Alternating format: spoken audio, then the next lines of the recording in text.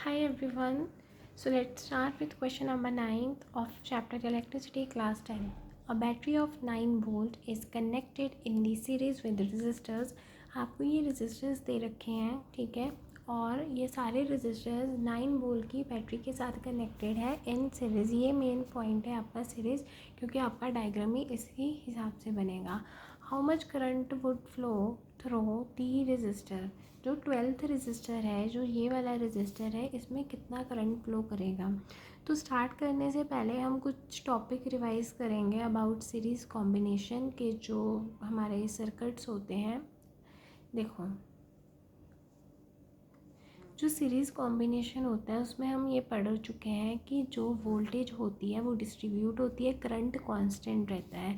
यहाँ पे जो वोल्टेज है ना, वो हमको total voltage of the circuit दिए कि ये सारे रेजिस्टर्स जो हैं वो 9 वोल्ट की बैटरी के साथ कनेक्टेड है. मतलब आपको टोटल वोल्टेज दे रखी है और आपको रेजिस्टेंस दिए हैं, तो आप टोटल रेजिस्टेंस निकाल सकते हो, ठीक है, सभी को प्लस करके.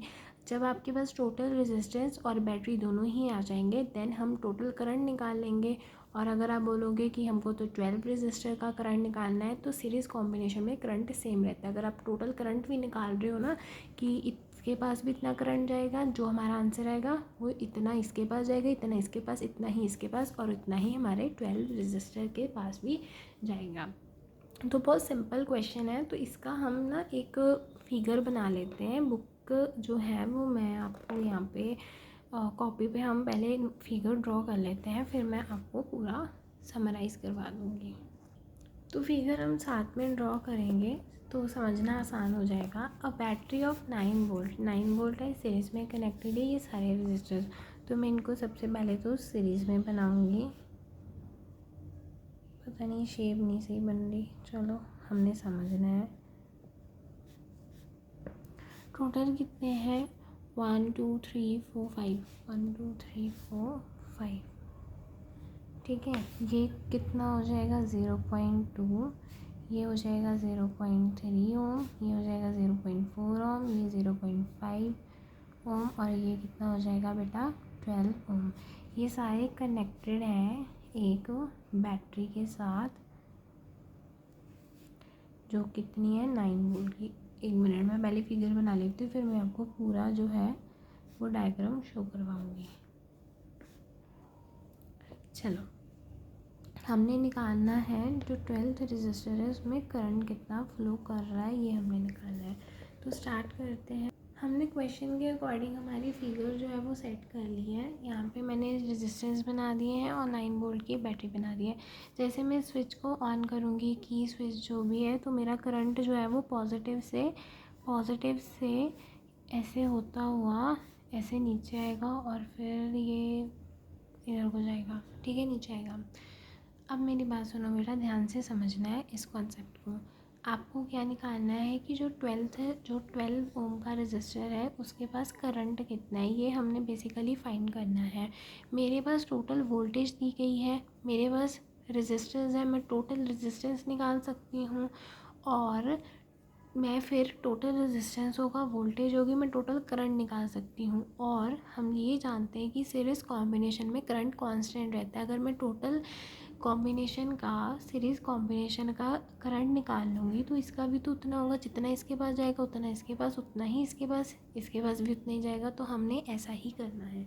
सबसे पहले गिवन में आप क्या लिखोगे, ये चीज़ें बहुत इंपॉर्टेंट है कि आप गिवन लिखोगे या नहीं लिखोगे. सबसे पहले R1 कितना है 0.2 ओम, ये हमने अपनी तरफ से R1 R2 ले लिए हैं, ये आप लिख सकते हो, ऐसा कुछ नहीं होता. उसके बाद R3 कितना है 0.4 ओम, R4 कितना है 0.5 ओम और R5 कितना है 12 ओम.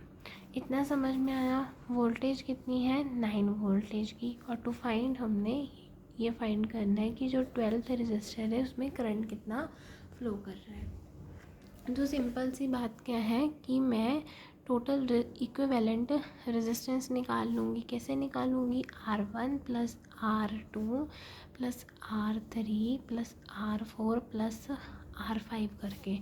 R1 कितना है 0.2, ये आपने लिखना है ओम, 0.3 ohm plus 4 ohm plus 0.5 ohm plus 12 ओम, इनको प्लस करते हैं, साथ में ही करेंगे ताकि आपकी अगर कोई कैलकुलेशन में गड़बड़ हो आप चेक कर सको।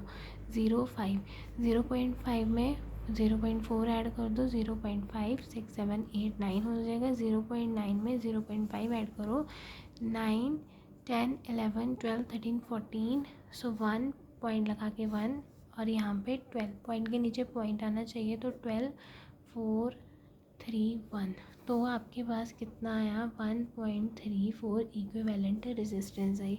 अब आपने क्या करना है, ओम्स लॉ जो है उसका यूज़ करना है। वो क्या होता है, V is equals to 1/R। आपके पास टोटल वोल्टेज कितनी है, 9 की है। करंट इधर आ जाएगा, करंट तो हमने निकालना है ना, ये रेजिस्टेंस इधर आ जाएगी। जो टोटल रेजिस्टेंस है ये हो जाएगा R के इक्वल। आप डेसिमल हटाओगे 9 आएगा, इसको 2 से डिवाइड करोगे 45 आएगा। इसको हम 2 से डिवाइड करके देख लेते, वो तो चलो मुझे पता ही है भी कहाँ आएगा।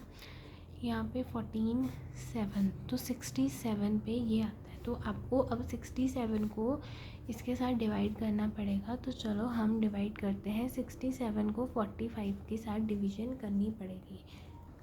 तो सबसे पहले यहाँ पे 45 छोटा है 67 से, तो 0 पॉइंट लगा के आप 0 उतार लेना, ठीक है। और 450 तो इसके टेबल पे नहीं जाता, उससे छोटा है ये 402 जो जाता है 6 पे। ये आपको टेबल याद होना है, बेसिकली ये टेबल तो किसी को याद नहीं होगा, आप प्रेस करके लिख लेना, ठीक है।